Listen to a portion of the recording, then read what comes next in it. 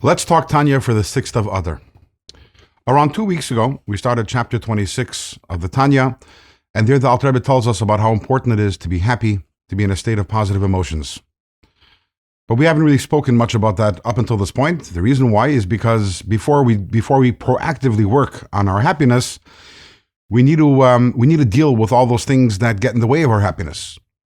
And the terminology of Tanya, there was first atzvus, negative emotions, and that was chapters 26 through 28, how to get rid of a variety of negative emotions.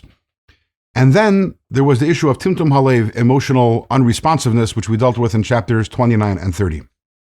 We've dealt with them. Now we're ready for happiness, for simcha, for positive emotions. The question is, the last two chapters 29 and 30, we were crushing our ego, we were crushing ourselves by contemplating our lowliness. How do we transition from that state of contemplating our lowliness because of our body and our animal soul to a place of happiness? So the Alter Rebbe tells us in today's Tanya, that's exactly what we need to do. We need to make a switch right now, a switch of focus.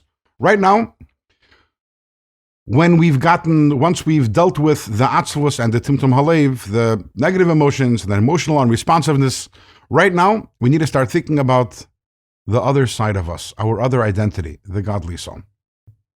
What is the godly soul? Godly soul is, as mentioned, is pure godliness. Before it came down into our body, it was united with absolutely one with God in a state of absolute spiritual bliss, enjoying incredible intimacy with God. And now, the neshama, the soul, the godly soul that comes down into our body, comes down into this world over here, a world which is unholy, a world which is mundane, and a body which is filled with all sorts of character flaws and materialism and different... it's drawn towards all sorts of things that are bad and spiritually harmful. Can we imagine the kind of golos, the kind of exile this is for the soul? What does the soul feel like? And over here, the contemplation which we had over the last two chapters, which is the self-crushing, actually contributes to this.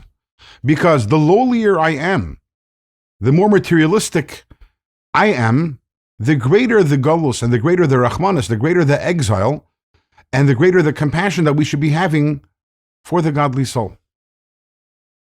The godly soul is in captivity, so to say, in my body and in my animal soul.